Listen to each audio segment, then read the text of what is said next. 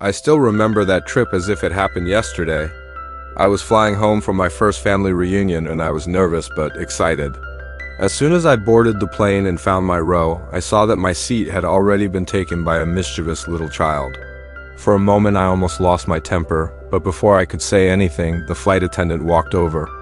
I thought she would send the child away, but instead she smiled at me, gestured politely, and to my surprise, she escorted me straight into first class.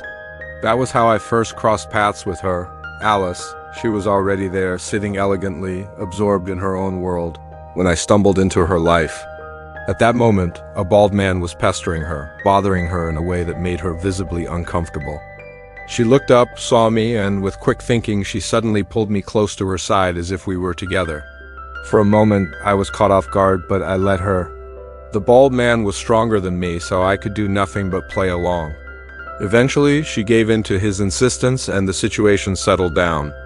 For the rest of that flight, Alice buried herself in work while I, still feeling a little childish at heart, entertained myself with the reclining seat, enjoying the small pleasures while occasionally trying to steal a glance at her, hoping for some reaction. I never imagined then that this domineering, confident woman would someday completely change the direction of my life. The flight was suddenly shaken by strong turbulence. The fuselage rattled violently, and in an instant the cabin filled with panic.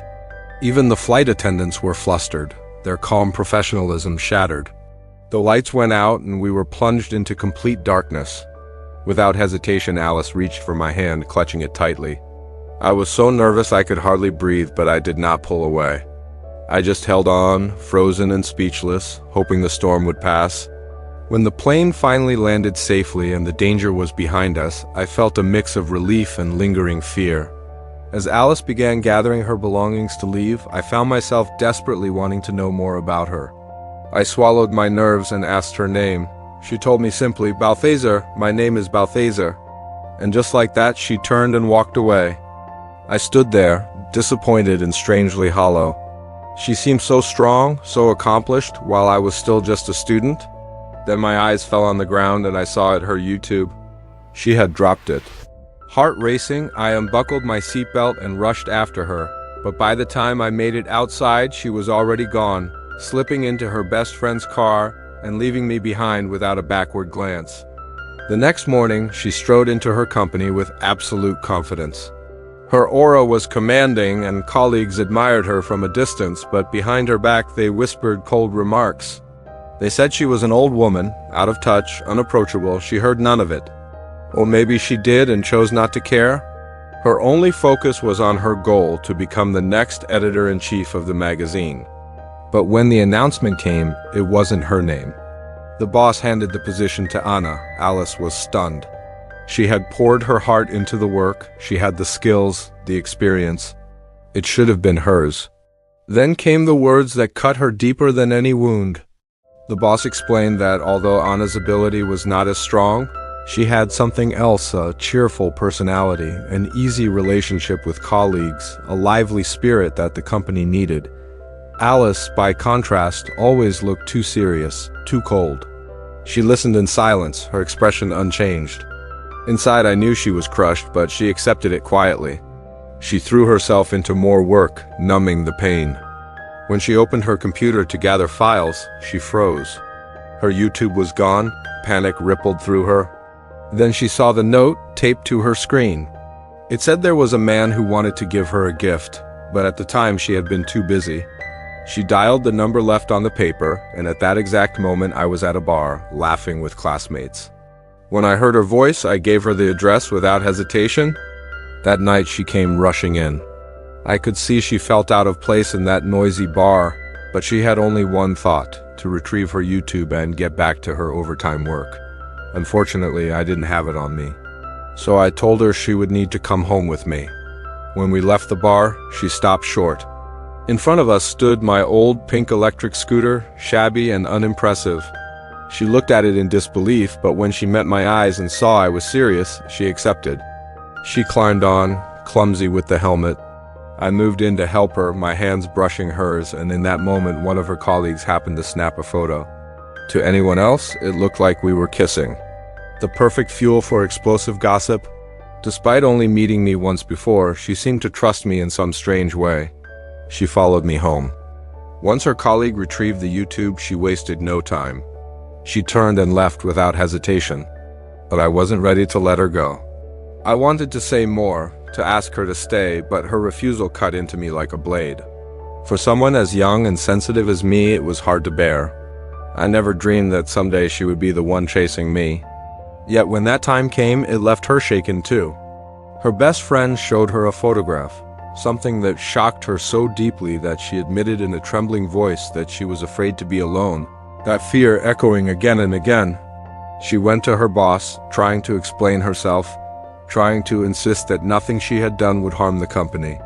But the boss twisted things further, making her position even more complicated. He stared at her and asked why she looked at him that way. Then he told her it was exactly what he wanted, what he searched for: a little madness, a spark of magic. He said that with the little one, she made him dream, and he liked it. He called her a rebel before dismissing her with a casual ciao. She stood there frozen, unable to comprehend what had just happened. The betrayal of Jiangnan had once already broken her, stripping her of confidence and love. After the divorce, she became a single mother at 38, raising her daughter while devoting herself entirely to work. Love was no longer a possibility in her mind, just survival and responsibility. And yet there I was, intruding into her carefully built walls. She asked her friends for help, but deep down we both knew the truth. We were caught in something neither of us had expected, something fragile and dangerous, but also something that felt like the beginning of change. My friends kept telling me that I needed to start a new relationship as soon as possible, that it was the only way to give my daughter a complete home again. They said maybe if I found someone, I would also be more careful with work and not lose myself in the routine. When I got home that night, I turned the loudspeaker up to the maximum and poured myself a long-awaited glass of red wine. I let the music wash over me, filling the silence that had become my constant companion. Then I walked to the closet that had been closed for so long, as if I had been afraid to open it. That was when I made a decision. A bold decision that had been lingering at the back of my heart. For too long, I had been playing the role of the strong woman. That day, I set that image aside. I chose a charming outfit, more daring than I had worn in years, and with determination, I went to his school. I went to find Tom. When I walked onto the grounds, I could feel the stares. The group of boys went silent, trembling under my presence, as though they couldn't believe I had actually come there. I saw Tom's face when he noticed me. He never thought I would come all the way to his school. The closeness made him nervous. I could see it in his eyes. But there was also a spark there, a spark that mirrored what I was beginning to feel myself.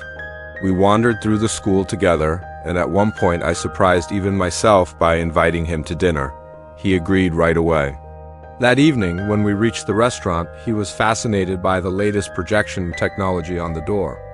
His curiosity made me smile, and soon enough I found myself playing along with him, laughing in a way I had not in a long time.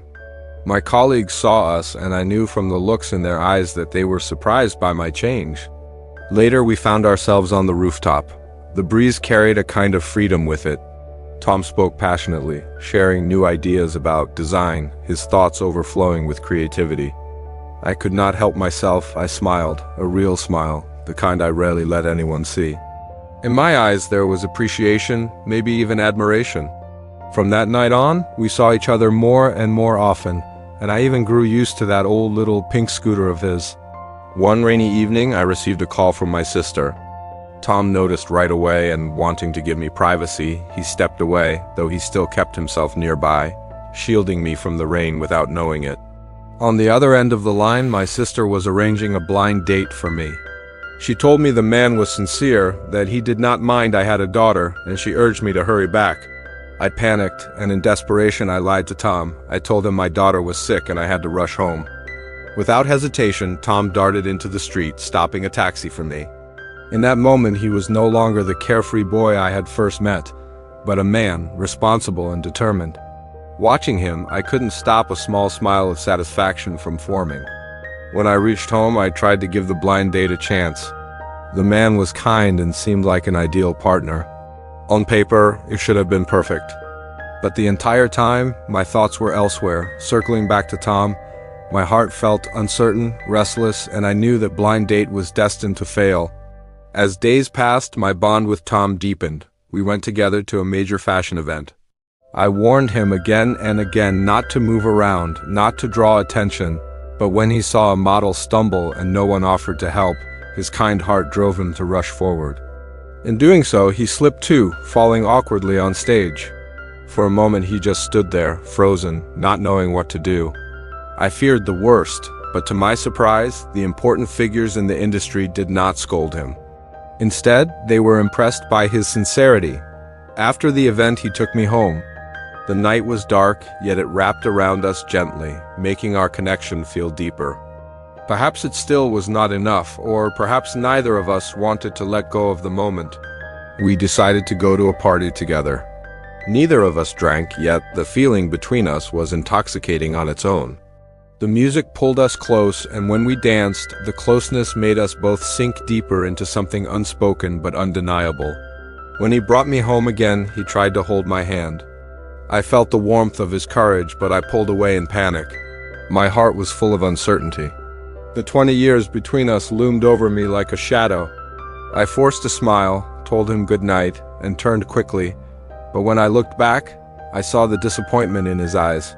Still, he was not ready to give up. A moment later, he knocked on my door. I opened it, and without hesitation, he leaned forward and kissed me. For an instant I froze, but I did not resist. Perhaps I had been waiting for this moment longer than I realized. From then on, we decided to love each other openly. The next morning, I hurried him out of my apartment before my sister and daughter returned. I didn't want them to see him there. He scrambled to dress, and as he reached the door, I couldn't stop myself. I rushed to him and kissed him sweetly. He melted into it, drunk on the moment, and so was I. But then, on my way to work, I noticed something strange. On the tree outside, there was a mark, and on the ground an arrow. My curiosity led me step by step until I found a recorder hidden under a chair. I put the headphones on, and then I heard his voice. He asked if I could hear him, if I really wanted to go to the cocktail party that night, or if we could just do something together, just the two of us. The invitation filled me with warmth. I climbed onto that little pink scooter with him, and we rode through the streets smiling like two children. Happiness poured out of us, and for the first time in years, I felt alive, full of inspiration, ready to face anything. My colleagues noticed the change, praising my new energy and convinced I was destined to become even more outstanding. But life is never simple. Just when everything seemed brighter, reality pulled us back. On one of our dates, Tom confessed his feelings to me. I listened to every word, my heart open and vulnerable. I was happy, so deeply happy, but then my phone rang. It was my daughter. Her sudden voice cut through everything, dragging me back to the reality I could never escape. She asked me questions I could not ignore. The weight of being a mother, of responsibility, of age, of fear, pressed down again. Tom tried to reassure me, telling me he would face it with me. He asked if I was sure. I whispered that yes, of course I was, but inside I was trembling. I looked at him with regret in my eyes and whispered softly, "I am sorry."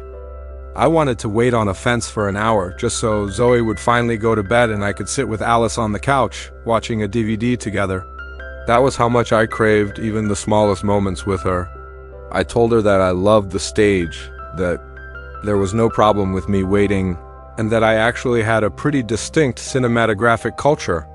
She smiled and told me I was too serious, calling me Matt Hazard. She reminded me that with her, I would never be able to just take off on an improvised weekend, because she had responsibilities and routines. She said it sounded very Casanova, but that it was normal for someone my age to want that sort of thing. She confessed she did not want it to become impossible just because of her. Then she asked if I realized what it meant, that when she turned 40, I would only be 21, and when she turned 50, I would be 31. I had no words. I had never thought about those real problems, and I could not give her a clear answer. In the end, she chose to leave. Maybe never seeing each other again was the best ending. After she left, I was completely dazed. I stayed home every day, cutting myself off from the world. It felt like I had lost all passion for life. On her side, Alice was also struggling. Work became harder, inspiration was gone, and her company hit a bottleneck. One day, an important client came to select a photo style, but none seemed satisfactory. While discussing, her boss happened to notice my picture on her computer wallpaper. Without hesitation, the boss decided that Alice should invite me to shoot the ad.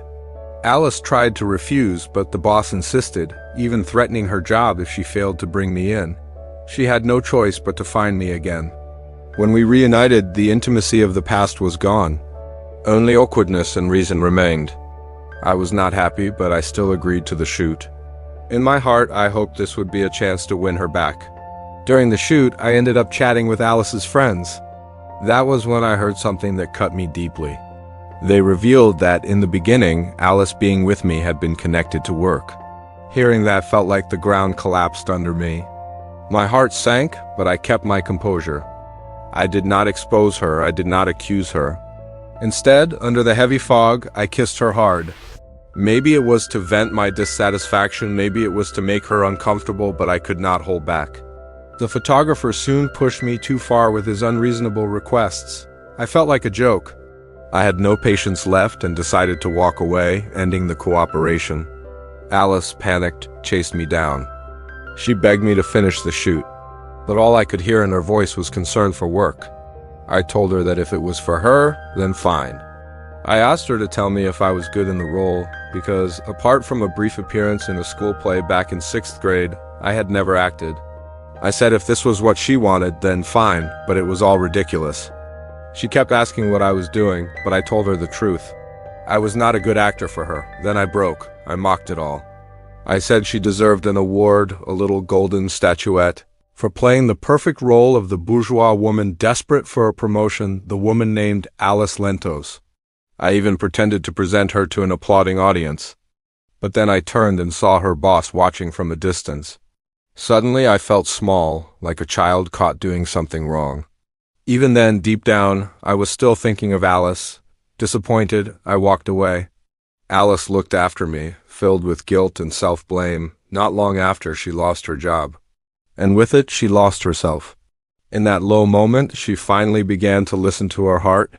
She watched people ride their little pink electric scooters, but she could not find hers. At the old spot where once an arrow had pointed her way, there was nothing but a faded sign. Directionless, she reached for the recorder I had once left her.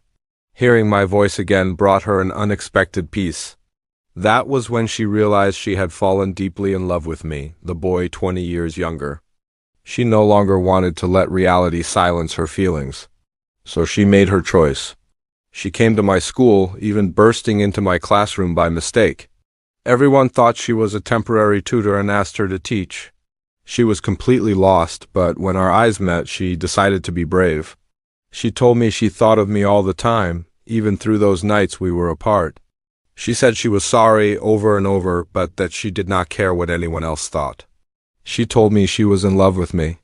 Then she asked what would happen once we were seen together, recognized and judged over and over. I had no answer. So she kissed me. At that moment, she threw away her fears about age and worldly comfort.